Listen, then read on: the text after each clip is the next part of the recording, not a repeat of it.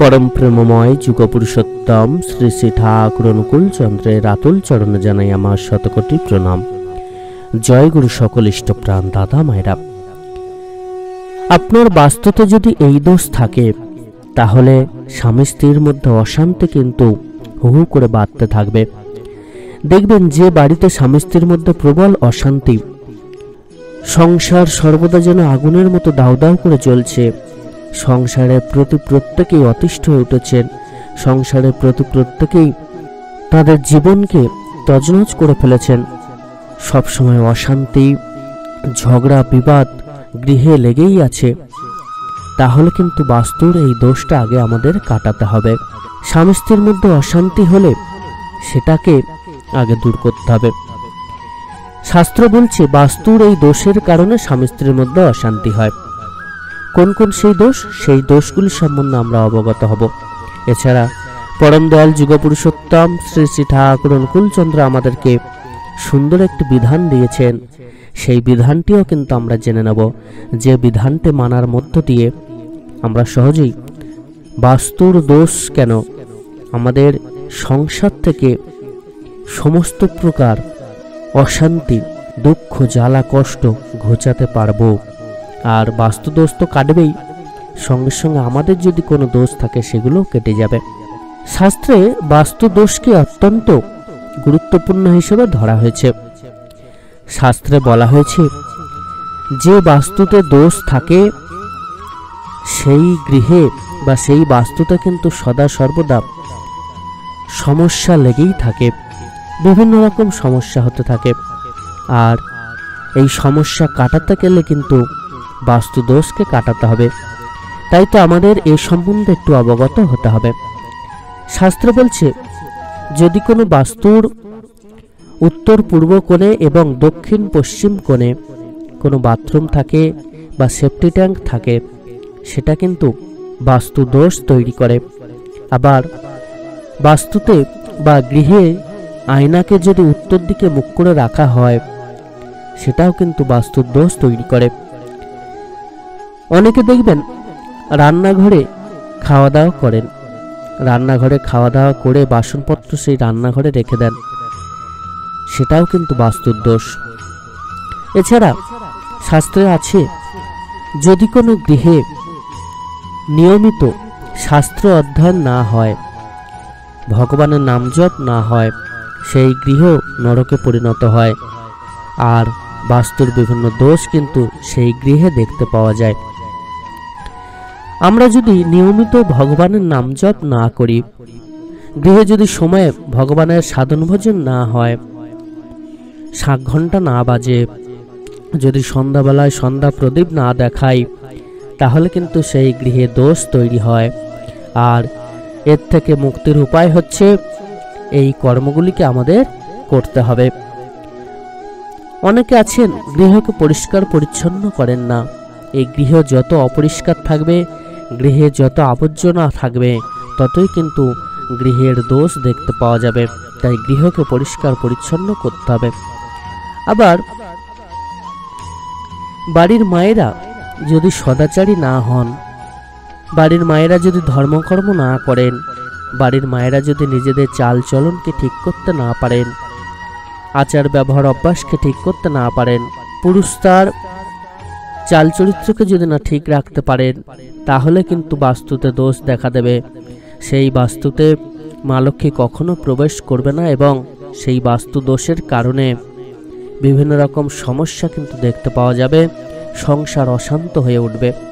তো এ গেল বাস্তু দোষ কাটানোর বিভিন্ন উপায়। পরম দয়াল যুগপুরুষোত্তম শ্রী শ্রী ঠাকুর অনুকূলচন্দ্র এই বাস্তু দোষকে বেশি গুরুত্ব না দিয়ে স্বামী স্ত্রীর অশান্তির যে মূল কারণ, সেটির প্রথম দিলেন বিবাহ দোষ। এই বিবাহ দোষ যদি একবার হয় তাহলে সারা জীবন জ্বলতে হবে। বিবাহের দোষ যদি একবার দেখতে পাওয়া যায়, যে গৃহে দেখবেন স্বামী স্ত্রীর বিবাহটা ঠিকভাবে না হয়, সেই স্বামী স্ত্রীর সুখ শান্তি লাভ করা কিন্তু খুব কষ্ট হয়ে দাঁড়ায়। খুব কম কাপেল থাকবেন যারা সুখ শান্তি লাভ করেন, কিন্তু বেশিরভাগই অশান্তিতে ভোগেন, জ্বালা যন্ত্রণাময় জীবন লাভ করে থাকেন। তাই এই বিবাহ দোষকে কাটাতে হবে। আর বিবাহ দোষটা এমন একটা জিনিস যেটা বিবাহের আগে সেই দোষ কাটাতে হবে। বিবাহ হয়ে যাওয়ার পরে সেই দোষ কাটাতে গেলে কিন্তু সহজে কাটানো যাবে না।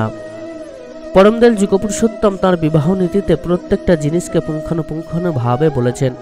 সেই বিবাহ নীতিটা কিন্তু আমাদের জানতে হবে। এ বিষয়ে আমরা আগে ভিডিও করেছি, আপনারা দেখে নেবেন। পরমদয়াল শ্রী শ্রী ঠাকুর অনুকূলচন্দ্রের বিবাহ নীতি।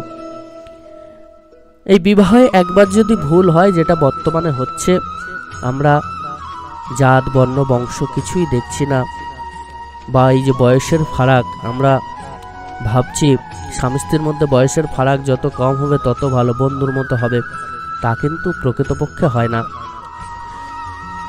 স্বামী স্ত্রীর মধ্যে বয়সের ফারাক কতটা রাখতে হবে, কেমনভাবে চলতে হবে, কেমনভাবে আমাদের দেখাশোনাটা করতে হবে, অনুলোম প্রতিলোম বিবাহ, এই সমস্ত বিষয় সম্বন্ধে কিন্তু আমাদেরকে আগে জানতে হবে, তবেই বিবাহ সম্পন্ন করতে হবে। তো এই বিবাহ দোষ কাটাতে গেলে আমাদেরকে পরমদয়াল শ্রী শ্রী ঠাকুর অনুকূলচন্দ্রের বিবাহ নীতি সম্বন্ধে অবগত হতে হবে। এ গেল প্রথম ধাপ। এই ভিডিওতে বিবাহ নীতি সম্বন্ধে বলতে গেলে অনেক বড় হয়ে যাবে, তাই আর বিশদে আলোচনা করলাম না। এটা আপনারা অন্য ভিডিওতে আলোচনা করেছি, দেখে নেবেন অতি অবশ্যই।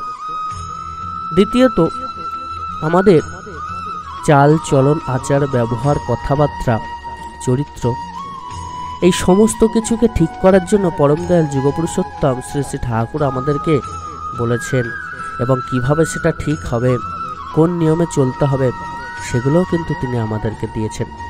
আমরা যদি ধর্মপথে চলি, আমরা যদি পরমদয়ালের প্রত্যেকটা বিধিবিধান মেনে চলি, পরমদয়ালের আদেশ নির্দেশ মেনে চলি, তাহলে অটোমেটিক্যালি আমাদের চাল চলন আচার চরিত্র সমস্ত কিছু ঠিক হয়ে যাবে, কথাবার্তা সব ভালো হবে।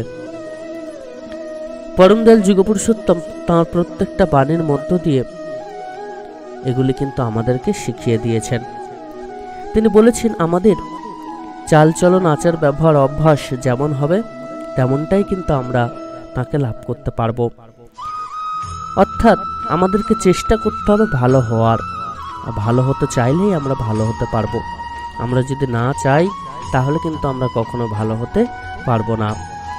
পরমদয়াল যুগপুরুষোত্তম শ্রী শ্রী ঠাকুর অনুকূলচন্দ্র রোজ সকাল সন্ধ্যায় ভগবানের নাম জপের বিধান দিয়েছেন। তিনি ব্রহ্ম মুহূর্তে ঘুম থেকে উঠে নাম জপ, ইষ্টবৃত্তি, সময়ে প্রার্থনা এবং সন্ধ্যাবেলায় আবার প্রার্থনা করার বিধান দিয়েছেন। সৎ গ্রন্থাদি পাঠের বিধান দিয়েছেন, গুরুজনদের প্রণাম করার বিধান দিয়েছেন।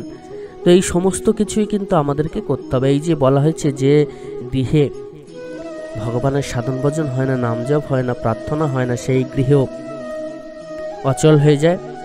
তাই তো তিনি আমাদেরকে রোজ সকাল সন্ধে ভগবানের নাম জপ, ভগবানের প্রার্থনা করার বিধান দিয়েছেন। এর মধ্য দিয়ে কিন্তু বাস্তুর যে সমস্ত দোষ থাকে সেগুলো কেটে যায়, আর যে গৃহে ভগবানের নাম জপ হয় অটোমেটিক্যালি সেই গৃহ কিন্তু স্বর্গসম হয়ে যায়। তাই আমরা রোজ কিন্তু পরমদয়ালের বিধান মেনে এই জিনিসগুলি পালন করব। এছাড়া শাস্ত্র অধ্যয়নের মধ্য দিয়ে আমাদের জ্ঞানকে বৃদ্ধিপ্রাপ্ত করব। আমরা কেমনভাবে চলবো, কেমনভাবে কথা বলবো, কোন সময়ে কোন কাজটা আমাদের করতে হবে, কেমনভাবে করতে হবে, সমস্তটাই এই শাস্ত্র অধ্যয়নের মধ্য দিয়ে আমরা জানতে পারবো। সেগুলো জেনে নিয়ে আমরা সেইভাবে চলার চেষ্টা করব।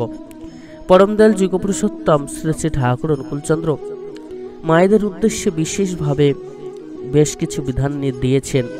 তার নারীর নীতি গ্রন্থটা কিন্তু প্রত্যেক মায়েদেরই পড়া উচিত, এবং সত্যানুসরণ গ্রন্থটা প্রত্যেক দাদাদের পড়া উচিত। এই দুটো গ্রন্থ প্রত্যেকে যদি পাঠ করতে পারেন এবং তার সার রস যদি গ্রহণ করতে পারেন, তাহলে সংসার থেকে চিরতরে অশান্তি বলে জিনিসটা আর থাকবে না, দূর হয়ে যাবে। সকল ইষ্টপ্রাণ দাদা মায়েরা প্রত্যেকে কিন্তু তাঁর বলা প্রত্যেকটি বিধানকে মেনে চলুন, দেখবেন সংসার সুখের হবে, শান্তির হবে। আর আমরা যতই ছেলেখেলা করব, যতই অবজ্ঞা করব, যতই আমরা নিজেদেরকে ভগবান ভাবতে থাকব, ততই আমরা পাঁকে ডুবে যাব, ততই কিন্তু আমাদের জীবন অসার হয়ে যাবে, আমাদের জীবন অশান্তময় হয়ে উঠবে, জ্বালাময় হয়ে উঠবে। জীবনের প্রকৃত মর্ম আমরা উপলব্ধি করতে পারবো না। আমরা সারা জীবন জ্বলতে জ্বলতে একদিন নিঃশেষ হয়ে যাব। সকলে খুব ভালো থাকবেন।